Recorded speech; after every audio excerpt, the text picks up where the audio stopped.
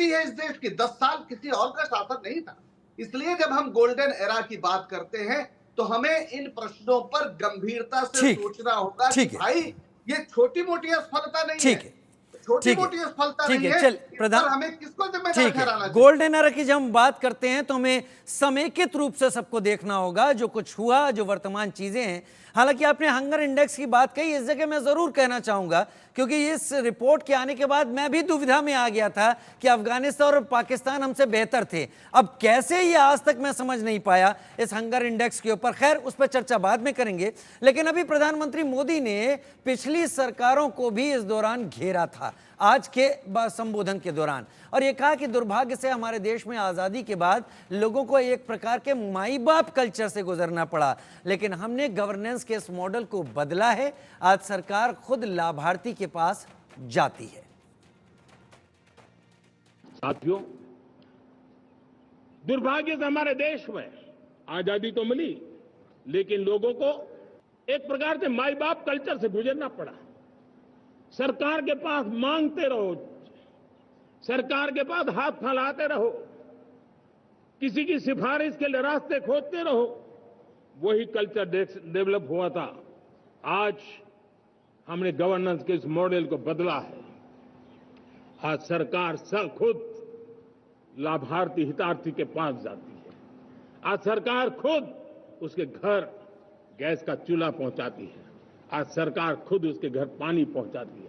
आज सरकार खुद उसके घर बिजली पहुंचाती है। आज सरकार खुद उसको आर्थिक मदद दे करके विकास के नए आयामों को चर करने के लिए प्रेरित करती है, प्रोत्साहित करती है। आज सरकार खुद नौजवान के स्किल डेवलपमेंट के लिए अनेकविध कदम उठा रही है। साथियों, बड़े रिफॉर्म्स के लिए हमारी सरकार बहुत ही प्रतिबद्ध है और हम इसी के द्वारा देश में प्रगति की राह को चुनना चाहते हैं। प्रधानमंत्री ने देश का खाका खींचा। 11वीं बार प्रधानमंत्री संबोधन दे रहे थे और इसमें उन्होंने मुद्दों को विस्तार के साथ रखने की कोशिश की, वजहों को भी बताने की कोशिश की। उस पर अलग अलग राय हो सकती हैं कि लेकिन देश के नाम संबोधन था तो प्रधानमंत्री क्या सोच रहे थे देश को लेकर, वो चीज़ें सामने आई। मेजर जनरल राजन कोचर मेरे साथ इस वक्त जुड़े हुए हैं, रिटायर्ड मेजर जनरल राजन कोचर। देश की सेना ने आज़ादी प्राप्त करने के बाद से बहुत विपरीत परिस्थितियों में काम किया है। सबसे पहले जम्मू कश्मीर में जिस तरीके से छुरा घोंपा गया, पाकिस्तानी सेना, उसे कबायली कहना शायद गलत होगा, वो थी पाकिस्तानी सेना ही जिसने पीठ में छुरा घोंपा और आज पीओके उनके पास है। तब से जूझ रही है सेना, आज भी। कल एक कैप्टन ने शहादत दी है। प्रधानमंत्री नरेंद्र मोदी ने यह कहा है कि हम डिफेंस को आत्मनिर्भर बनाएंगे और उस पर काम भी कर रहे हैं। क्या वर्तमान परिस्थितियां भारत के गोल्डन एरा और डिफेंस को एक साथ आगे बढ़ते हुए आपको दिखाई देती हैं, और अगर दिखाई देती हैं तो वजहें भी बताइए। सबसे पहले धन्यवाद, आपने मुझे अपने प्रोग्राम में बुलाया और मैं आज के दिन स्वतंत्रता दिवस के दिन आपके सारे व्यूअर्स को, आपको और देशवासियों को बहुत बधाई देता हूँ। ये गोल्डन ईरा एक बहुत ओपन एंडेड एक शब्द है, एक जर्नी है और वो जर्नी बेशक शुरू हो चुकी है और कहाँ पे खत्म होगी ये तो ना मैं जानता हूँ ना इसको कोई इसको प्रेडिक्ट कर सकता है, क्योंकि बहुत लंबा सफर है और इस सफर में बहुत चुनौतियां आने वाली हैं। और अगर आज मैं अपने सब कॉन्टिनेंट की सिक्योरिटी सिनेरियो को अगर मैं देखूं और अगर मैं देखूं कि एक तरफ लाइन ऑफ कंट्रोल में पाकिस्तान है, एक तरफ लाइन ऑफ एक्चुअल कंट्रोल में चाइना है और तीसरा फ्रंट खुलता नजर आ रहा है वो है बांग्लादेश। बिकॉज मैं बांग्लादेश के बॉर्डर पे रहा हूँ और मैं जानता हूँ कि वहां पे ऐसी कोई बाउंड्री नहीं है, कोई ऐसी बाउंड्री वॉल नहीं है, बल्कि वहां पे कुछ ऐसे हमारे फॉरवर्ड पोस्ट है जिसपे खाली बाउंड्री पिलर लगे हुए हैं और लोग आते जाते हैं, उनको तो पता भी नहीं है वहां के लोगों के वो बांग्लादेश में चले जाते हैं या भारत के अंदर आ जाते हैं। एक उनका घर भारत में होता है और अपने जो पशु हैं वो उसको चराने के लिए वो बांग्लादेश चले जाते हैं। इस टाइप की सिचुएशन है। तो एक चैलेंज है गवर्नमेंट के लिए, मैं ये मानता हूँ कि अभी जो बांग्लादेश की सिचुएशन है उसको एक स्टेबिलिटी की तरफ आने के लिए उसके बाद बांग्लादेश की गवर्नमेंट से कैसे हम एंगेज करें।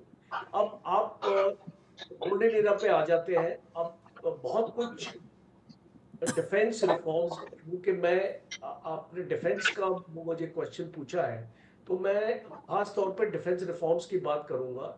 अब बहुत डिफेंस रिफॉर्म्स ये गवर्नमेंट लेके आई है। फॉरेन डायरेक्ट इन्वेस्टमेंट 49 से 74% पे आ गया है।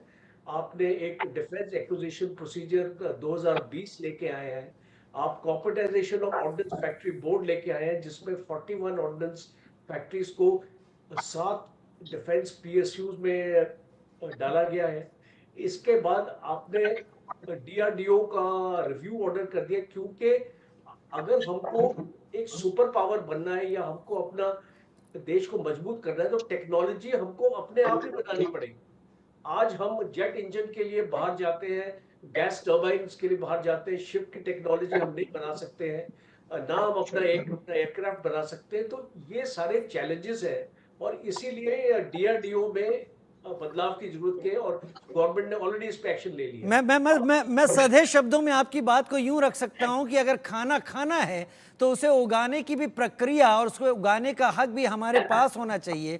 खरीद कर खाते खाते कहीं हम उनके गुलाम ना हो जाएं। इसलिए हर टेक्नोलॉजी अगर देश में उपलब्ध होगी तो हम वाकई गोल्डन एरा को छू नहीं रहे होंगे, जी भी रहे होंगे। राज बिहारी जी मेरे साथ जुड़ गए हैं वरिष्ठ पत्रकार के तौर पर। राज बिहारी जी, गोल्डन एरा की बात हो रही है प्रधानमंत्री के कहे गए शब्दों की। हालांकि प्रधानमंत्री ने कई मुद्दों पर बात की है, शायद वो पहले प्रधानमंत्री के तौर पर भी देखे जाएंगे जिन्होंने वर्तमान बांग्लादेश के हालात में बहुसंख्यक समाज जो भारत का हिंदू समाज है, जो वहां पर माइनॉरिटी में, उसको लेकर भी खुलकर लाल किले की प्राचीर से कही हैं बातें।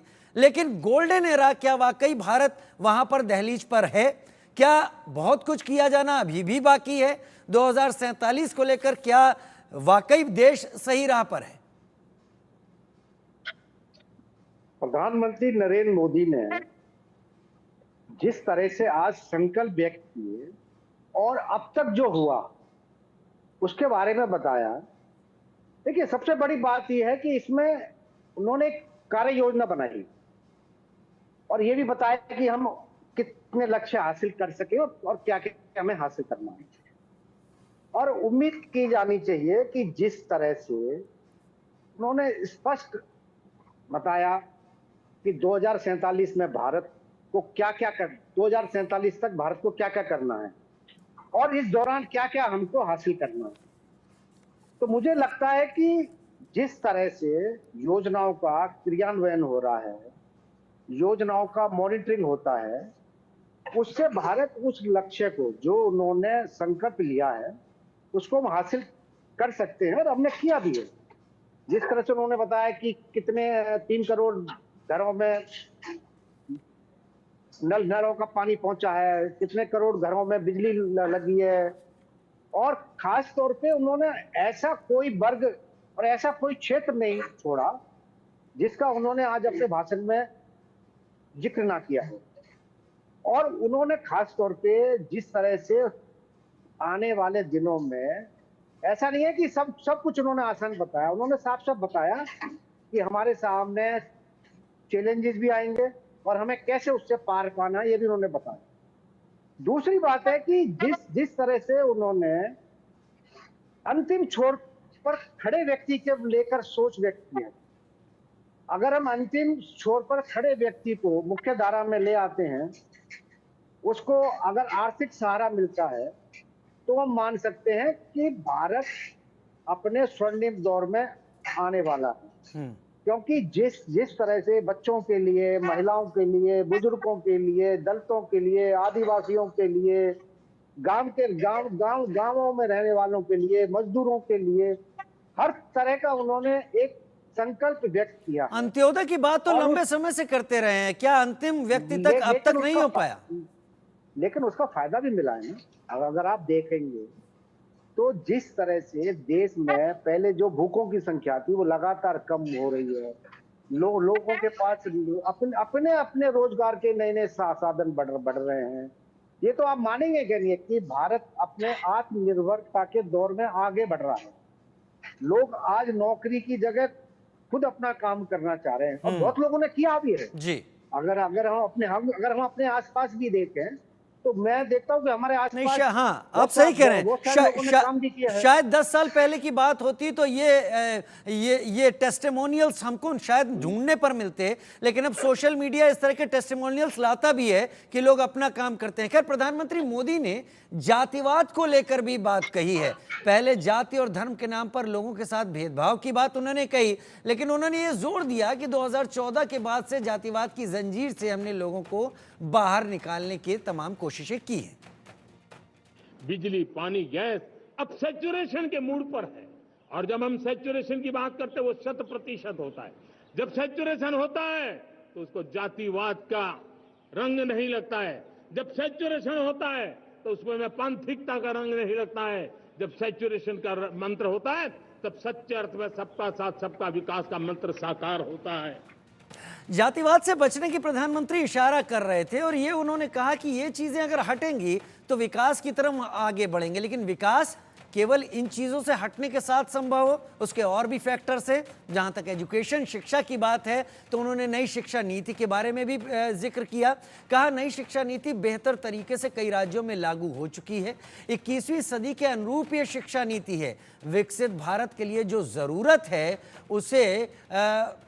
उसको लाया जा रहा है। मेरे प्यारे देशवासियों, आज नई शिक्षा नीति बहुत एक मात्रा में कई राज्यों ने उसको अच्छे इनिशिएटिव लिए हैं और उसके कारण आज एक 21वीं सदी के अनुरूप हमारी शिक्षा व्यवस्था को जो हम बल देना चाहते हैं और विकसित भारत के सपने के लिए जिस प्रकार से मानव समूह तैयार करना चाहते हैं, नई शिक्षा नीति बहुत बड़ी भूमिका अदा।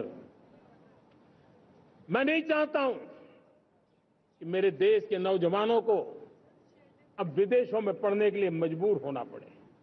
मध्यम वर्गीय परिवार के लाखों करोड़ों रुपया बच्चों को विदेश पढ़ने के लिए भेजने में खर्च हो जाए। हम यहां ऐसी शिक्षा व्यवस्था का विकसित करना चाहते हैं कि मेरे देश के नौजवानों को विदेश जाना न पड़े, मेरे मध्यम वर्गीय परिवारों को लाखों करोड़ रुपया खर्च करना न पड़े। इतना ही नहीं, ऐसे संस्थान निर्माण हो ताकि विदेशों से लोग भारत के अंदर उनका मुंह मोड़े। प्रधानमंत्री अपने पिछले 10 साल सरकार के कामकाज, इस 11वें संबोधन में देश को लेकर भविष्य में क्या खाका, वो सब कुछ रख रहे थे। यानी कुल मिलाकर, कुल जमा अगर देखा जाए तो 10 साल का अनुभव प्रधानमंत्री साझा कर रहे थे सरकार में रहते हुए, देश के लिए काम करते हुए। और हमारे साथ पैनल में इस वक्त एक ऐसे खास मेहमान हमारे वरिष्ठ मौजूद हैं, आदरणीय आलोक मेहता जी, जो हमारे एडिटोरियल डायरेक्टर भी हैं। आलोक सर, आपके पास प्रधानमंत्रियों के इस भाषण को सुनने का उतना लंबा अनुभव है जितनी मेरी उम्र नहीं है, और शायद हमारे पैनल में लोग भी उतना करीब हों। 52 साल का आपका अनुभव है, 72 से आप देख रहे हैं। क्या वाकई जब प्रधानमंत्री ये कहते हैं कि नीति नियत अगर सही हो तभी रिजल्ट मिलता है, इतने सालों में आपने अलग अलग प्रधानमंत्रियों को सुना है? देखिए, प्रधानमंत्री ने जो बात कही बिल्कुल सही है कि जब इंटेंशन सही हो, नियत सही हो, संकल्प सही हो। और किसकी नीति और नियत, ये भी बताइएगा। देखिए, जो सत्ता में, चाहे वो निचले स्तर पर हो या ऊपर स्तर पर, उनका कहना है कि यदि जो भ्रष्टाचार की चर्चा की ना, उन्होंने फिर से कहा कि मेरा वो कदम वो पीछे नहीं हटने वाला है और तेज होने वाला है। तो मुझे लगता है कि, लेकिन इससे पहले मैं 2 बातें राजीव जी ध्यान दिलाऊंगा जी। एक तो पहली बात यह कि अंग्रेजों का युग चला गया। ब्रिटेन में उनको डेयरी, अभी बीच में वहां कुछ समय फ्रांस में कुछ हड़ताल थी, तो डेयरी उद्योग का सामान कैसे पहुंचे और स्टोर्स में खाना मिलना मुश्किल हो गया था, जो डेली रोज दैनंदिन के लिए होता है। भारत में क्या आप कल्पना कर सकते हैं क्या दूध या दही हमको मिलना बंद होगा या पनीर नहीं मिलेगा, ब्रेड नहीं मिलेगी? ब्रिटेन, अमेरिका में सैन फ्रांसिस्को में सड़कों पर जाएं, आप वीडियो में कोई चाहे तो देख सकता है, मेरे अलावा भी जो जाए वहां और देखे कि वहां सड़कों पर कैसे लोग निराश्रित पड़े हुए हैं। तो ये कहना, वो इंडेक्स जो बनाते हैं वो भारत विरोधी ताकतें आज भी है, जिन्होंने बांग्लादेश को तबाह करने के लिए फिर से एक अभियान चलाया, क्योंकि भारत ने उसको बनाया था। वो पाकिस्तान का साथ दे, चीन का दे, हम उस पर नहीं जाते। और भारत में मैं उन लोगों में से हूं जो लाइन में लगकर लाल गेहूं जो अमेरिका से आता था उसको लाइन में लगकर राशन कार्ड लेकर के खड़ा रहता था, बच्चा था मैं 8 साल 10 साल का, और तब लेने जाना पड़ता था। आज 80 करोड़ लोगों को अनाज इसलिए दिया जा रहा है, इसलिए दिया जाए वो भूखे मर रहे हैं। कुछ इंडेक्स वालों के आंख कान उनके बंद हैं, उन्होंने ये नहीं देख सकते कि उसके बाद वो जो 5 किलो 10 किलो खाना मिलता है तो वो ज्यादा परिश्रम करके अपने बच्चों को पढ़ाने के लिए खर्च करता है। वो अपने आगे मकान में आगे कुछ 2.5 लाख मिल रहा है तो उस पर खर्च करता है।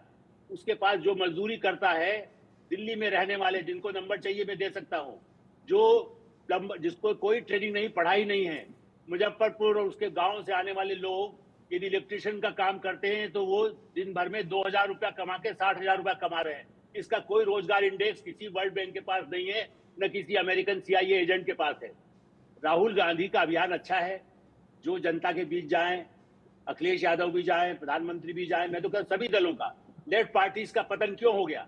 केवल केरल के अलावा कुछ नहीं बचा। इसलिए आपने जो कहा कि पहले की नीयत मार्क्सवादी मजदूर नेता लगाते रहे और कलकत्ता से सारी कंपनियां चली गई, ममता बनर्जी ने आंदोलन किया, टाटा चले गए। मैं उसकी बुराई की बात नहीं कर रहा हूं, आपने नियत कहा, इसलिए मैं ध्यान दिलाना चाहता हूं शिक्षा की नीति स्किल डेवलपमेंट पर जाए। शिक्षा की नीति